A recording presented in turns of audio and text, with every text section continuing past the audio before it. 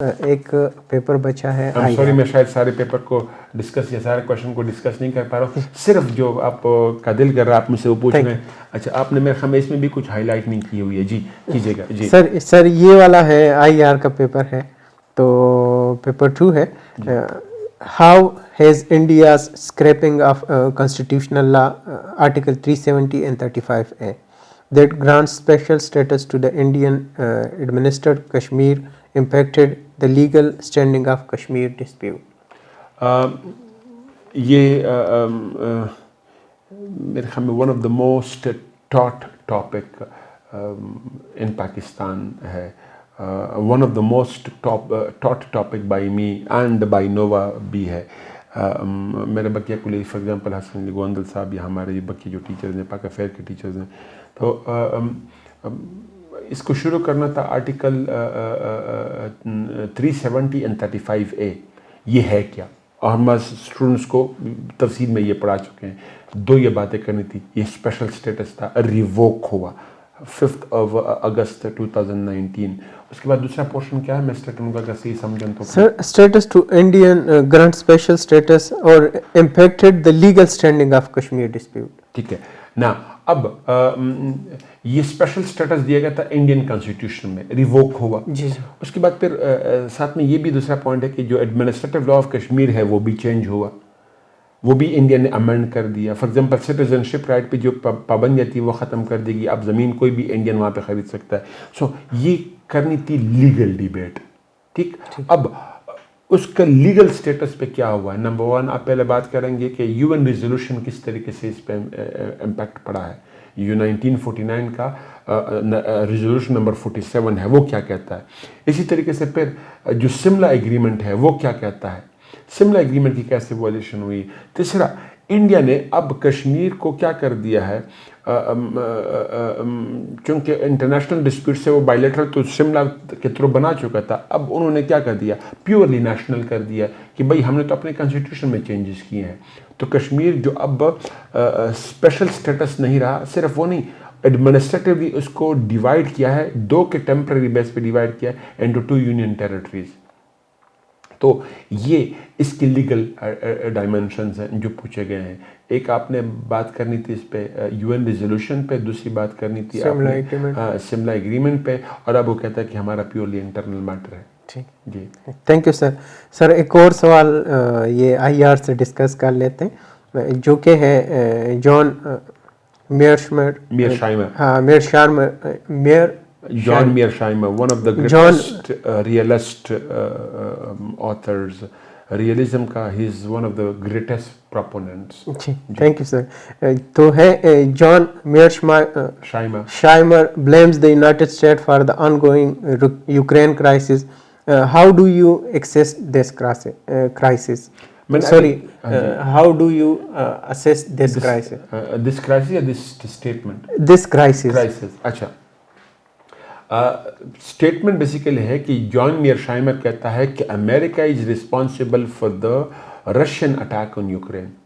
میں نے آپ کو تھوڑی دیر پہلے جو کویشچن بتایا تھا وہ یہی تھا کہ رشیا نے یوکرین پہ حملہ کیا کیوں. نیٹو ایکسپینڈ کر رہا تھا. نیٹو کی ایکسپینشن کیسی تھی, increasing weapons provision to Ukraine by US, UK and the rest. دوسرا, joint military exercises of Ukraine with US and other countries, Poland میں ہوئے, بالٹک سی میں ہوئے, بلیک سی میں ہوئے وغیرہ, یہ 2. تیسرا, نیٹو کے ممبرشپ کے لیے اپلائی کرنا, رائٹ, اور پھر ملٹری ایڈ دینا. ایک تو ویپنز دینا ہے, ملٹری ایڈ دینا ہے. یہ جس طریقے سے نیٹو نے ایکسپینڈ کیا 99 میں, 2004 میں اور 2008 میں ان دا کیس آف جارجیا کوشش ہوئی, یا 2013-14 میں ان دا کیس آف یوکرین کوشش ہوئی تھی, اب پھر دوبارہ اس نے وہی ایفرٹ کی. تو یہ سارا سیناریو کیا ہے, ایک بڑا اسکول آف تھاٹ یہ کہتا ہے کہ رشیا نے حملہ کیا نہیں ہے, رشیا سے حملہ کروایا گیا ہے.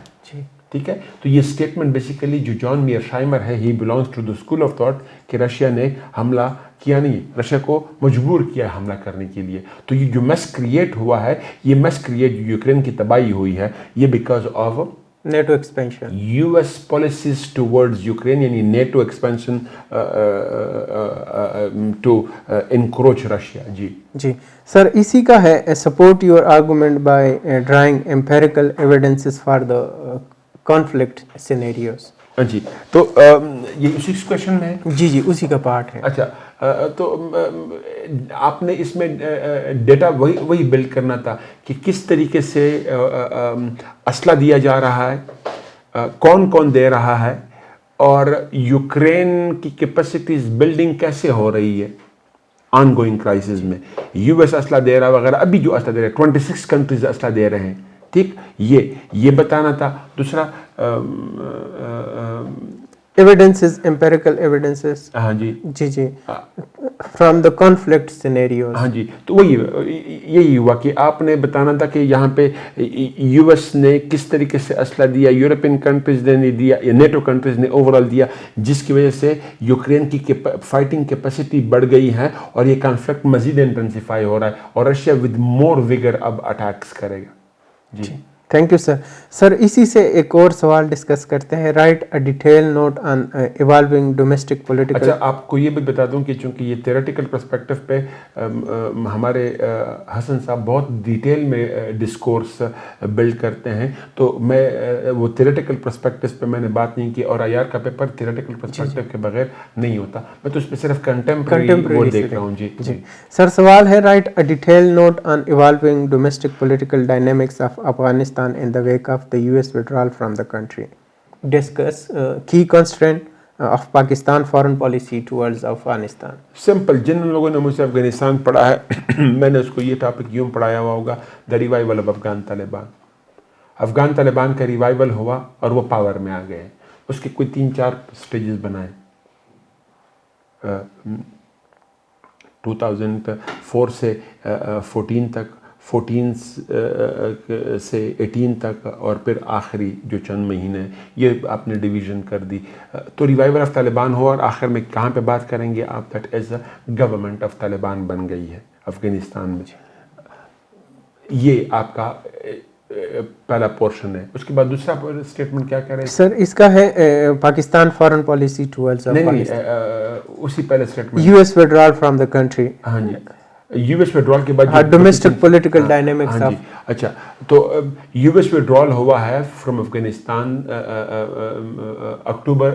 अगस्त 2021 में, और ये विड्रॉल हुआ है आफ्टर दोहा डील। दोहा डील की बातें भी उसमें होंगी। सो रिवाइवल ऑफ तालिबान हो रहा है जिसमें आप दोहा डील के साथ चीज़ें लिंक करेंगे, वो बताएंगे। उसके बाद फिर अफ़गानिस्तान में जो तालिबान की हुकूमत बनी है, तालिबान की हुकूमत का मतलब क्या, जो ऑलरेडी इलेक्टेड गवर्नमेंट थी वो गई, अफ़गानिस्तान में इलेक्टेड गवर्नमेंट गई। इसी तरीके से फिर जो financial support from the waste मिल रही थी वो भी बंद हो गई। बकिया ममालिक जो यहाँ पे इन्वेस्टमेंट किए बैठे थे वो भी चले गए, इवन लोकल इन्वेस्टर्स भी अफ़गानिस्तान से निकल गए। तो ये ओवरऑल हम ये चेंज देख रहे हैं, क्या कहते हैं, ये इट इज़ लाइक कैटाक्लिस्मिक चेंज हुआ है, बिल्कुल अपसाइड डाउन हुए ये चीज़ें। इलेक्टेड गवर्नमेंट से तालिबान की जो क्या कहते हैं गवर्नमेंट है, नॉन इलेक्टेड गवर्नमेंट पे बात आई है। तो इससे अफ़गानिस्तान में फिर वही जो 90s की हुकूमत है तालिबान की, वो फिर वापस पावर में आई है। जी सर, इसका पार्ट है दूसरा जो है constraints to Pakistan foreign policy towards Afghanistan. अच्छा, फिर यहाँ पे जब आप बताएंगे कि अफ़गानिस्तान में जब तालिबान की हुकूमत आई तो सबसे पहले हमारी क्या कहती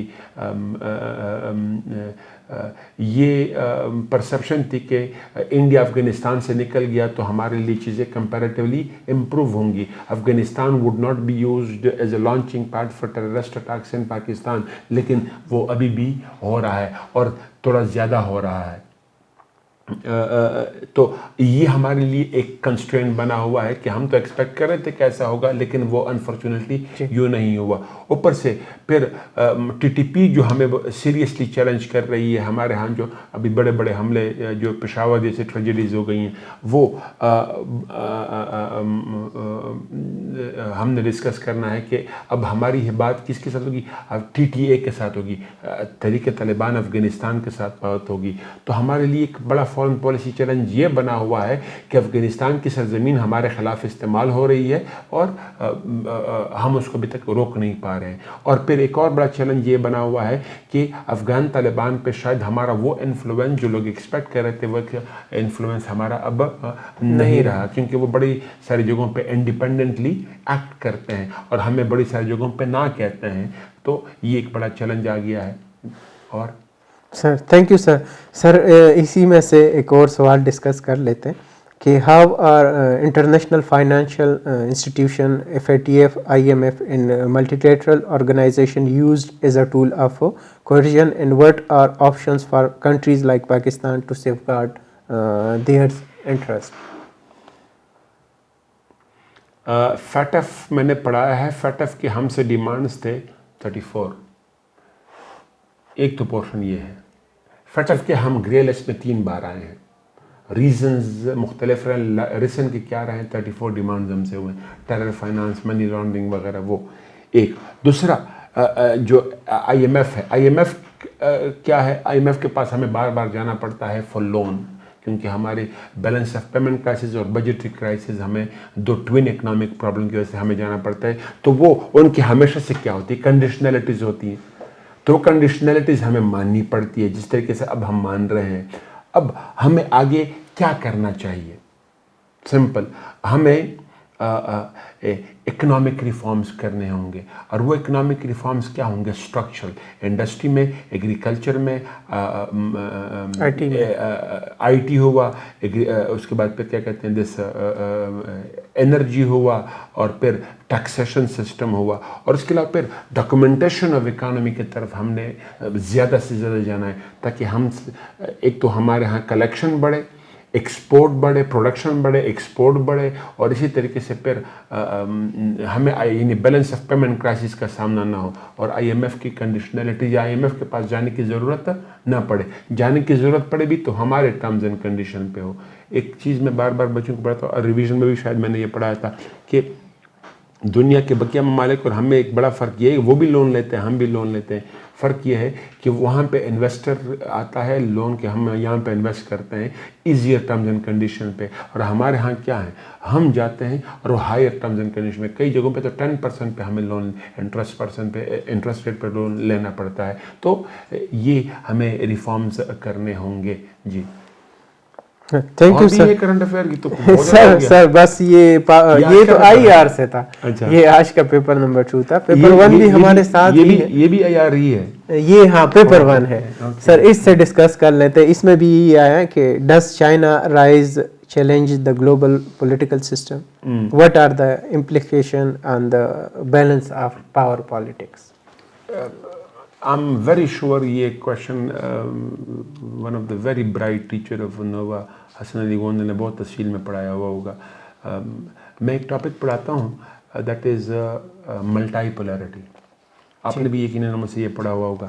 ملٹائی پولیرٹی میں ہم ایک بات کرتے ہیں US foreign policy on retreat. دوسرا ہم ڈسکس کرتے ہیں دیٹ از ریسرجنگ رشیا. تیسرا ہم کرتے ہیں اکنامک رائز آف چائنا.